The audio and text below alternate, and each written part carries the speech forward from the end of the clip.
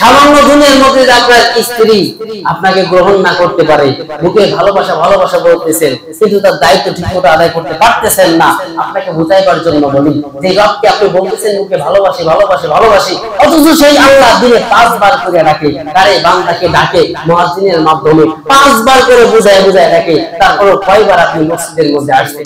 এখন যদি বলা হয় যে আমরা সবাইকে আল্লাহকে ভালোবাসি, সবাই বলবেন হ্যাঁ ভালোবাসি, বলবেন না? মুখে মুখে বলা এটা কি ভালোবাসার বহিঃপ্রকাশ? এটা কি ভালোবাসার প্রমাণ?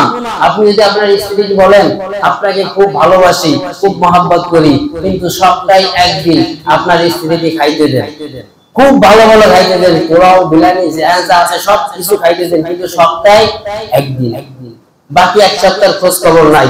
কিন্তু আপনি প্রতিদিন মোবাইলের মধ্যে 30 বার ফোন দিয়ে বলেন আমি তোমাকে খুব ভালোবাসি, এটা কি ভালোবাসা হইল? এই স্ত্রী আপনার ঘরের মধ্যে থাকবে, আপনি মুখে 100 বার বলবেন আমি আল্লাহকে ভালোবাসি, আল্লাহকে ভালোবাসি, আল্লাহকে ভালোবাসি, আল্লাহকে ভালোবাসি, কিন্তু সারা সপ্তাহ আপনাকে মসজিদে পাওয়া যাবে না, এটা কি ভালোবাসার বহিঃপ্রকাশ? সামান্য দিনের মধ্যে যে আপনার স্ত্রী আপনাকে গ্রহণ না করতে পারে, মুখে ভালোবাসা ভালোবাসা বলতেছেন কিন্তু তার দায়িত্ব ঠিকমতো আদায় করতে পারতেছেন না, আপনাকে বুঝাইবার জন্য বলি যে রবকে আপনি বলতেছেন মুখে ভালোবাসি ভালোবাসি ভালোবাসি, অথচ সেই আল্লাহ দিনে 5 বার করে ডাকে, তারে বান্দাকে ডাকে মুয়াজ্জিনের মাধ্যমে 5 বার করে বুঝায় বুঝায় ডাকে, তারপরে কয়বার আপনি মসজিদের মধ্যে আসছেন? বললেই তো বলবেন আল্লাহকে ভালোবাসি, এটাই কি আল্লাহ তাআলা ভালোবাসার বহিঃপ্রকাশ? আল্লাহকে যদি ভালোবাসতে হয় তাহলে আল্লাহ তাআলার যে হুকুম আছে হুকুম মেনেই ভালোবাসতে হবে। যখন আল্লাহ তাআলা জিজ্ঞাসা করবে হাসরের ময়দানে তুমি কি আমাকে ভালোবাসতে, বলবে হ্যাঁ খুব ভালোবাসতাম, কি ভালোবাসার বহিঃপ্রকাশ? আমলের কথা তো শুনবো না, আল্লাহ খুব ভালোবাসতাম, এই ভালোবাসা কি কোনো কাজে আসবে? ভালো কিভাবে আমাকে বাসতে হবে এটা শিখাই দেননি, আল্লাহ নিজেই শিখাই দিয়েছেন, কুল ইন কুনতুম তুহিব্বুনাল্লাহা ফাত্তাবিউনি ইউহিব্বুকুমুল্লাহ।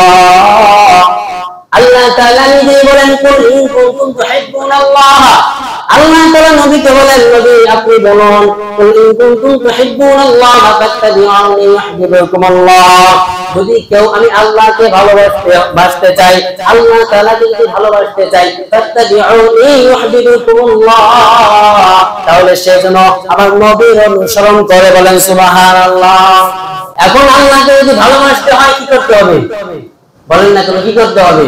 নবীর অনুসরণ করতে হবে, আর নবীর অনুসরণ যদি করতে হয় 5 ওয়াক্ত সালাত আদায় করতে হবে, নামাজ পড়তে হবে, রোজা রাখতে হবে, হজ করতে হবে, বাকি যে আমলগুলো আছে আমার নবী শিক্ষা দিয়েছে হাদিসের মাধ্যমে, প্রত্যেকটা শিক্ষাকে ঠিকমতো মানতে হবে, যেটা আপনার সামনে আছে সেটা ঠিকমতো করতে হবে।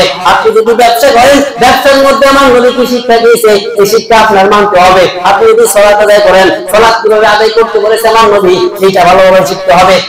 আপনি যদি বিবাহ করেন, বিবাহের মধ্যে আমার নবী কি শিক্ষা দিয়েছেন, বিবাহের মধ্যে আমার নবীর শিক্ষা পালন করতে হবে।